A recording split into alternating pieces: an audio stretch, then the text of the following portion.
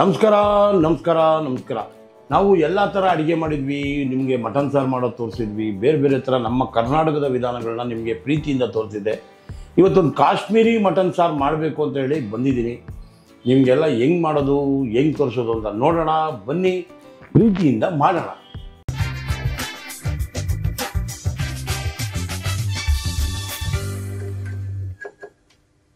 ಪರಿಪೂರ್ಣತೆಯಿಂದ ಎಣ್ಣೆಯನ್ನು ಹಾಕುವುದು. ಸ್ವಲ್ಪ ಇದಕ್ಕೆ ಎಣ್ಣೆ ಮುಂದೆ ಹಾಕಬೇಕು, ಬೇಜಾರು ಮಾಡ್ಕೋಬೇಡಿ. ಈಗ ಎಣ್ಣೆ ಪರಿಪೂರ್ಣತೆಯಿಂದ ಕಾಯ್ತಾ ಇದೆ. ಇದಕ್ಕೆ ಒಂದು 6 ಏಲಕ್ಕಿಯನ್ನು ಹಾಕುವುದು, ಆಮೇಲೆ 3 ಚಕ್ಕೆಯನ್ನು ಹಾಕುವುದು, 2 ಚಕ್ಕೆಯನ್ನು ಕಟ್ ಮಾಡಿ ಇದಕ್ಕೆ ಸ್ವಲ್ಪ ಬಿಡುವುದು.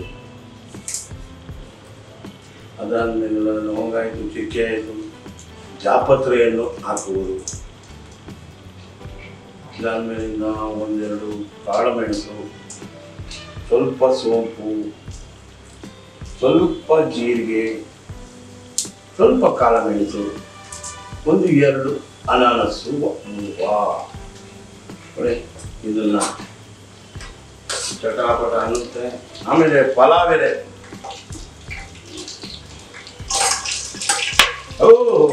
ಯಾಕಲ್ಲ ತಗೊಂಡ್ಕೊಂಡಿದೆ. 1 ಈರುಳ್ಳಿಯನ್ನು ಪರಿಪೂರ್ಣತೆಯಿಂದ ಕಟ್ ಮಾಡಿದ್ದೇವೆ. ಇದಕ್ಕೆ ಬಿಡುತ್ತೆ ಸ್ವಲ್ಪ ಈರುಳ್ಳಿ ಸ್ವಲ್ಪ ಜಾಸ್ತಿ ಬೇಕು. ಸ್ವಲ್ಪ ನೀಟಾಗಿ ಲೈಟ್ ಕಾವಲು. ಇದು ತುಂಬ ಬ್ರೌನ್ ಆಗೋದು ಬೇಡ, ಇದರಲ್ಲೇ ಚೆನ್ನಾಗಿ ಬೇಯಿಕೊಳ್ಳಿ. ಎಲ್ಲ ಪದಾರ್ಥಗಳು ರುಚಿಯಾಗಿ ಬೇಯುತ್ತೆ. ಇದಕ್ಕೇನಾಗುತ್ತೆ ಅಂದರೆ 1-2 ಗುಂಟೂರು ಮೆಣಸಿನ್ಕಾಯಿ, 1-4 ಬ್ಯಾಡಿಗೆ ಮೆಣಸಿನ್ಕಾಯಿ, ಇದನ್ನು ಬೇಯಿಸಲು ಬಿಡಿ.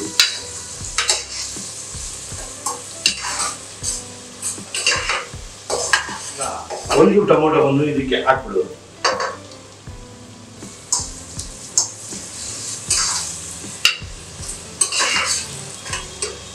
ಈಗ ಸ್ವಲ್ಪ ಶುಂಠಿ ಬೆಳ್ಳುಳ್ಳಿ ಪೇಸ್ಟ್ 1 ಸ್ಪೂನ್,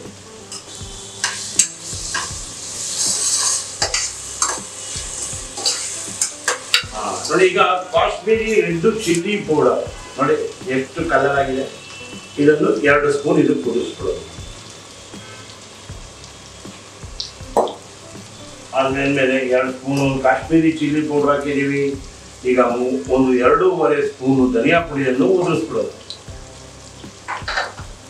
ರುಚಿಗೆ ತಕ್ಕಷ್ಟು ಉಪ್ಪು, ಸ್ವಲ್ಪ ಅರಿಶಿನ ಪುಡಿ,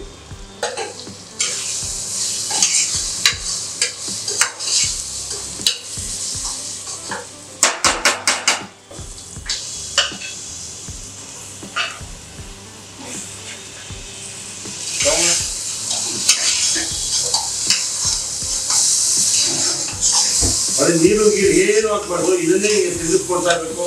ಚೆನ್ನಾಗಿ ನೀರು ಮುರಿದ ಮೇಲೆ ಆಮೇಲಿಂದ ಒಂದು ಮಸಾಲೆ ಇದೆ ಸ್ವಲ್ಪ ಹಾಕ್ಬಿಟ್ಟು ನೋಡಿ. ಇದು ಗೋಡಂಬಿ, ಈಗ 1 ಈರುಳ್ಳಿ, ಸ್ವಲ್ಪ ನಮ್ಮ ಸ್ಟ್ರೆಚ್ಚರಲ್ಲಿ ಒಂಚೂರು ಕಾಯಿ ಚೆನ್ನಾಗಿ ನೈಸಾಗಿ ಹುರ್ಕೊಂಬಂದ್ಬಿಡ್ರಿ ರಾಮಣ್ಣ.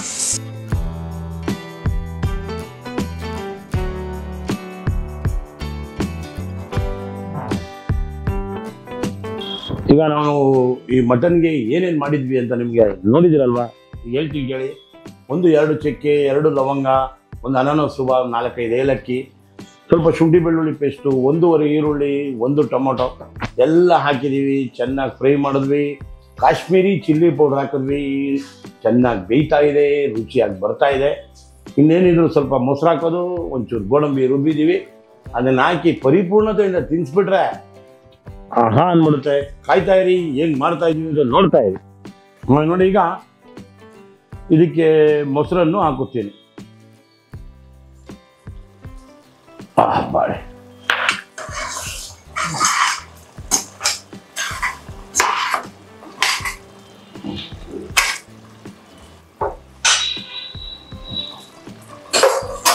ನೋಡಿ, ಈರುಳ್ಳಿ ಆಮೇಲೆ ಗೋಡಂಬಿ ಹಾಕಿ ಚೆನ್ನಾಗಿ ರುಬ್ಬಿದ್ದೀವಿ. ಇದನ್ನು ಇದಕ್ಕೆ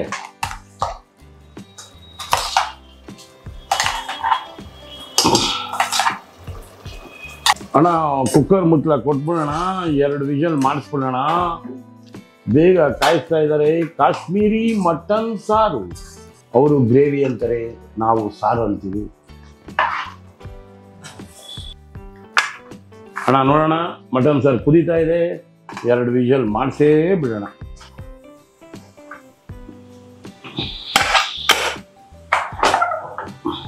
ಎರಡು ವಿಷಲ್ ಆಗೋರು ಕಾಯ್ತಾ ಇರಿ.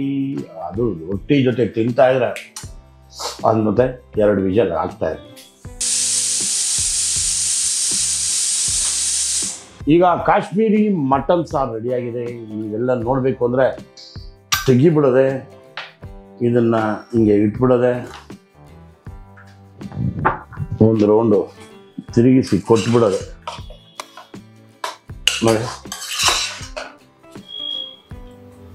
ನೋಡಿ, ಈಗ ಒಂದು ಸ್ವಲ್ಪ 1-2 ಹಸಿಮೆಣಸಿನ್ಕಾಯಿ ಉದುರಿಸ್ಬಿಡೋಣ.